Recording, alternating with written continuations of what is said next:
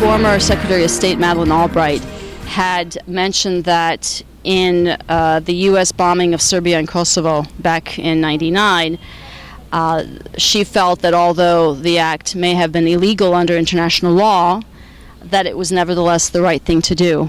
But given the fact that the United States has been the major champion throughout the 20th century of international law as a means of creating a more peaceful and prosperous international community, what kind of a message is this statement sending to the world about the consistency of U.S. foreign policy and its seriousness in backing international law? And would you agree that applying international law selectively, for example, using inconsistent criteria to recognize certain people to have the right to an independent country and not recognizing others, as well as contradictory reactions to violations of human rights against different ethnic groups, wouldn't you say that undermines Washington's argument in favor of a more stable, law-abiding world? Obrad Kesic, you're the official representative of the Republika Srpska in Washington, D.C. Can you also comment on how is U.S. policy and its selectivity, how has that influenced events in the Balkans and in Bosnia-Herzegovina? There's two answers to your question. One answer from the perspective of the official representative of the Republika Srpska here in Washington, D.C., and the other answer representative of somebody who's a U.S. citizen looking at what the consequences are of behavior of the U.S. government in its foreign policy along the lines as former Secretary of State Albright laid out. So in answer first from the perspective of somebody representing the Republika Srpska, this has been one of the essential problems in the Balkans in trying to deal with the legacy of the conflicts from the 1990s and in trying to build a better, more cooperative relationship with the international actors on the ground in Bosnia and Herzegovina. In particular for the Republika Srpska, there was this feeling that from the very beginning with the Dayton Agreement, that there was an attempt to illegally change the Dayton Agreement through the so-called bond powers of the High Representative. So that what was envisioned by Dayton, which was the creation of a very decentralized federal state, although that last part could be debated, but the framework of Dayton really calls for a federal state. That was changed through the selective, and I would argue illegal use of the Dayton, of the bond powers, and the authority and the powers of the entities were illegally transferred to a joint government, and there was an attempt to centralize Bosnia. All of the problems that we have currently in Bosnia and Herzegovina and the issues affecting the Republika Srpska primarily come from this effort as a result and a consequence of the disregard for international law, the disregard for an international treaty, and a disregard for the rights of the Serbian people that were obtained through a very bloody conflict. So when we look at that type of behavior as Secretary Albright framed it, which is in some ways saying that the U.S. has the right to disregard international law, the Republika Srpska has dealt with this type of behavior and has suffered because of this type of behavior. So now with respect to being a U.S. citizen and looking at this type of behavior, I can say that it's deeply troubling. It's deeply troubling because the U.S. government, by claiming that they have the right to selectively apply international law and at times to totally ignore international law because they believe they have a higher moral responsibility, throws the international community into utter chaos. Because every country has some kind of belief that they have a moral authority. Every government has this belief that they have a moral authority. Some governments go so far as to think that it's a divine authority bestowed by God the Creator. And so what we have is selective application of law, selective application of morality, and it becomes very relative to the interests of the time of the United States and of the U.S. government that's in power at that particular time.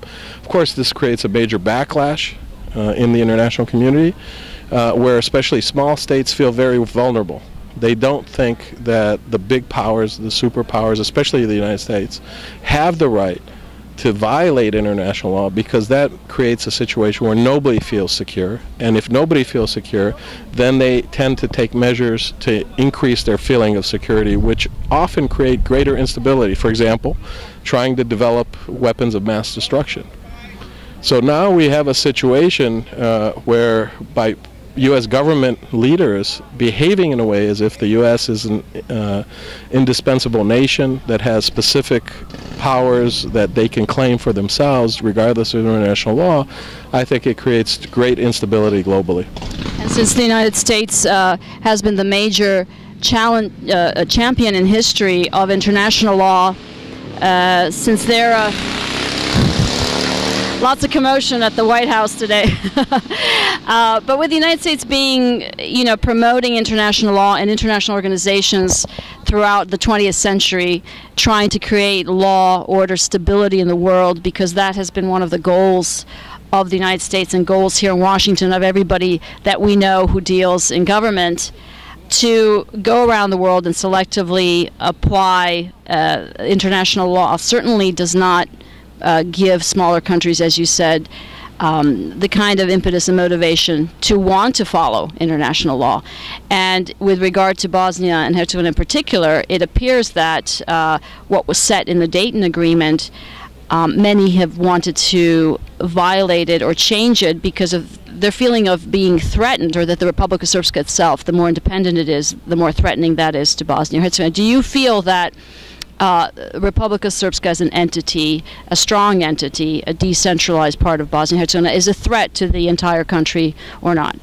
Well, of course, I don't feel it's a threat. I think that the model that was put forward by the Dayton Agreement is a very clear model of great decentralization, a loose state comprised of two entities representing the three constituent nations that live in Bosnia and Herzegovina.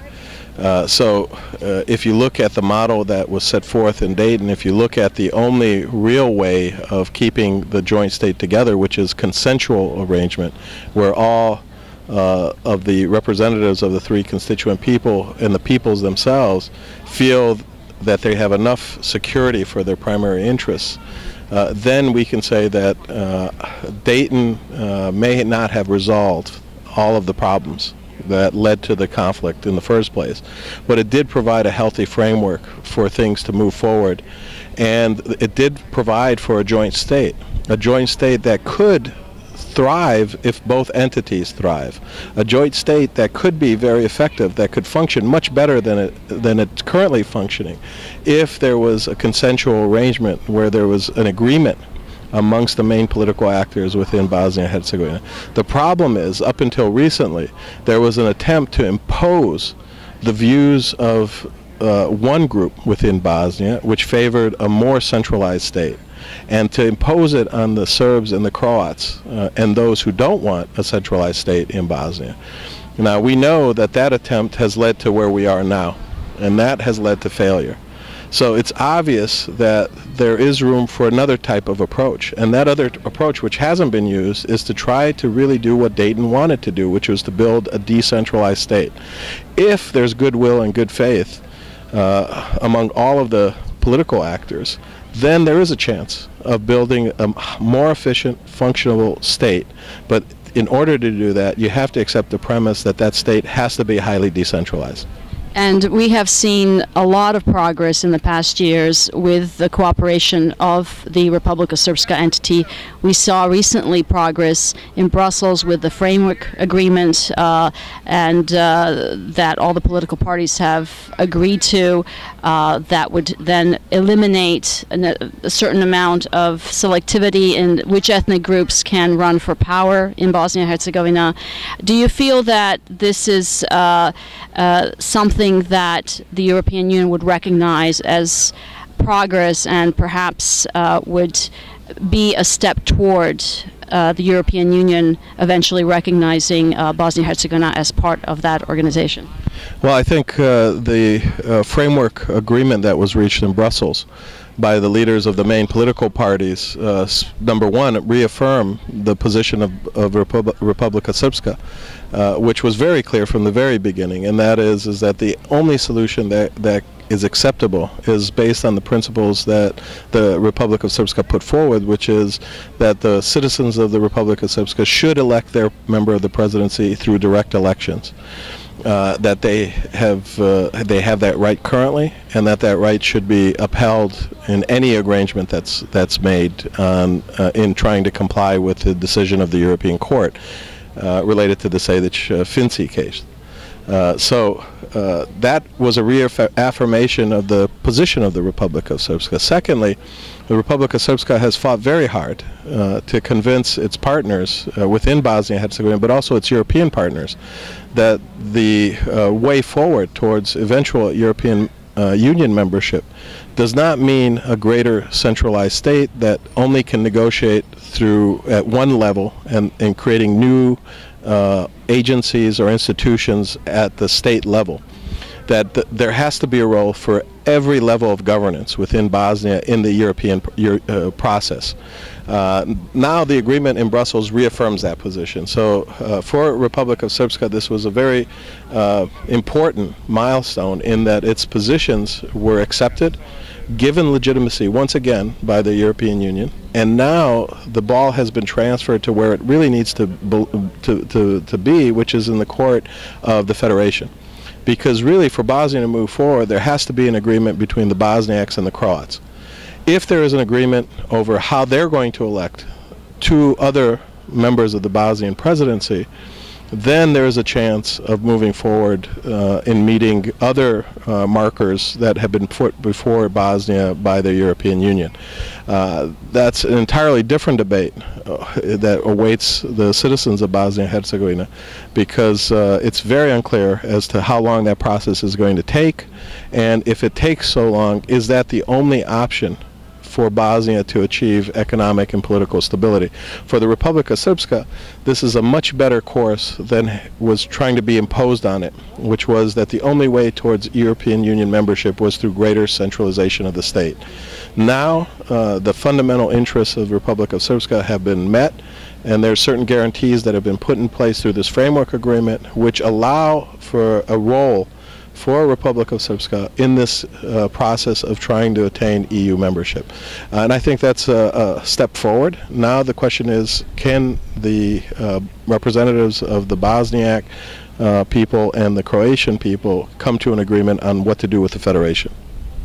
And we hope that the people here in Washington, working in the U.S. government on foreign policy, would help in the process of encouraging progress towards EU membership for Bosnia-Herzegovina. Do you feel that there is the crisis in Syria might draw U.S. policymakers away from trying to do something positive and help the process in the Balkans? Well, we have to be honest, and that is that the Balkans are and have been on the periphery of U.S. interests for a very long time. Bosnia and Herzegovina itself is almost totally on the periphery of the interests pertaining to the Balkans. The core issue that has any relevance for policymakers in Washington, and that's very distant from their priority that they have to deal with on a day-to-day basis, is the issue of Kosovo and Metohija. That issue is one that attracts some attention here in Washington, but the issue of Bosnia and Herzegovina, for all intents and purposes for the American government, has been shifted towards the European Union. And as a result of that, it's very difficult then to expect that the U.S. government will become more engaged in any process within Bosnia and Herzegovina or within the Balkans itself than it's currently engaged. And more importantly, I think it's very unclear as if this administration has a clear idea of what they would like to see happen. It's very unclear at this point if there are specific policies other than kind of these milestones that have been put in place by inertia more than anything else that say you have to have a resolution of the Sejdić-Finci situation, you have to have a resolution of the military property, you have to have an agreement on the coordinating mechanism for EU negotiations. These are all things that were defined through the last decade by and now are in place through inertia, and they remain. But beyond that, it's very unclear as to whether there's a specific vision or a specific endpoint in mind for these policy goals. As a result of that, that allows diplomats, it allows individual actors on the ground to interpret things the way they want to interpret them and to try to take things in different directions. So at times it appears that the U.S. government has a policy that confronts political leaders or certain political agendas in Bosnia, and at times it seems as if they're supportive of those. And it's very difficult to talk about a serious, conscious effort to achieve any broader results than those already defined with those milestones that were put in place. Thank you, Obrad Kesic. This has been The View from Washington. Join us again soon.